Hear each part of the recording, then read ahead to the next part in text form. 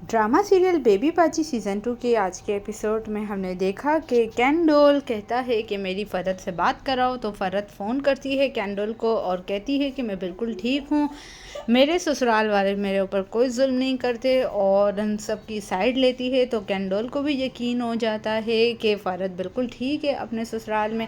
अब यहाँ अज़रा कहती है खाने खाए बगैर तो मैं तुम्हें नहीं जाने दूँगी दुबई। तो यहाँ पर अब कैंडोल खाना खाता है और एक अच्छा सा गेस्ट अपीयरेंस था कैंडोल का, और यहाँ तक बस अब वो गेस्ट अपीयरेंस ख़त्म हो चुका है। अब यहाँ पर ड्रामा सीरियल आगे बढ़ता है। तो यहाँ पर अब हम देखते हैं गुलशन आरा आई हुई है जो कि अज़रा को सामान बेचती है, लेकिन अज़रा का मूड ख़राब होता है तो वो गुलशन आरा को वापस बेच देती है। अब गुलशन आरा पहुँच जाती है फुप्पो के पास।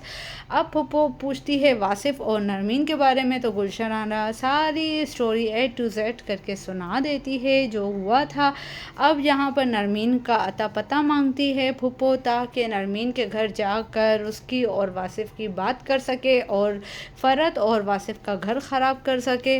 तो यहाँ पर गुलशन आरा दे देती है और कहती है कि मेरा बिल्कुल भी नाम ना लेना और मेरा नाम बिल्कुल ना आए, वरना अज़रा मुझे बिल्कुल भी नहीं छोड़ेगी। और सारी बातें बताकर यहाँ से गुलशन आरा बाहर निकलती है। फुप्पो बहुत ज़्यादा हैरान होती है ये सब सुनकर, लेकिन अब फुप्पो अगली चाल चलेगी। लेकिन आज का फुप्पो का दिन है बहुत ज़्यादा बुरा। अब अज़रा पकड़ लेती है गुलशन आरा को और कहती है कि तू मेरी दोस्त है, तू दुश्मन के कमरे में क्या कर रही थी, सच सच बता। तो गुलशन आरा बता देती है कि फुप्पो नरमीन का एड्रेस मांग रही थी। तो अज़रा बहुत ज़्यादा गुस्सा होती है और कहती है कि तू कैसी मेरी दोस्त है, नमक हराम है, तू निकल इधर से, जा इधर से, तेरी जैसी दोस्त तो होना बहुत ही बुरी बात है।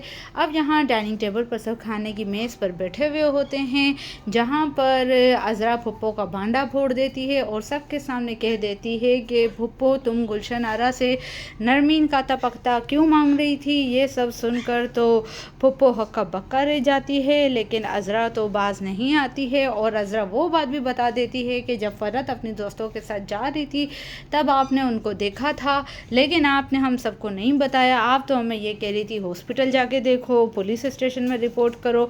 अब सबके सामने फुप्पो की असलियत खुली है, तो अब सब फुप्पो से सवाल कर रहे हैं कि आपने ये सब क्यों किया है, हमें कितना परेशान किया है। सायरा भी बहुत ज़्यादा हैरान हो गई अपनी माँ पे पलटवार देखते हुए। तो कहते हैं ना 100 सोनार की तो एक लोहार की, और आज फुप्पो के साथ भी यही हुआ है। अज़रा के साथ इतने दिनों से जो गेम्स खेल रही थी, आज फुप्पो का इख्तिताम हो चुका है और जमाल की नज़र में भी फुप्पो गिर जाती है। ये देखते हुए जमाल भी कहता है कि आपको हमें बताना था, हम इतना ज़्यादा परेशान थे आपसे, इस चीज़ की उम्मीद और तवक्को नहीं थी। तो फुप्पो तो रोने धोना मचा देती है। वो कहते हैं ना चोर की दाढ़ी में तिनका, और इस तरह रो रो कर अपने आप को सच्चा साबित करके चली जाती है। अब अज़रा की माँ उसे कहती है कि देखा मैंने कहा था ना, कोई कितना भी चालाक क्यों ना हो, गलती तो वो ज़रूर करेगा। आ गई ना, देखो उसकी पकड़ गलती में, और आगे भी तुम्हें इस तरह से इंशाल्लाह ज़रूर मौके मिलेंगे। तो जमाल की नज़रों से इस बुढ़िया का सारा चिट्टा खट्टा खुल जाएगा और तुम्हारे लिए आसानी हो जाएगी।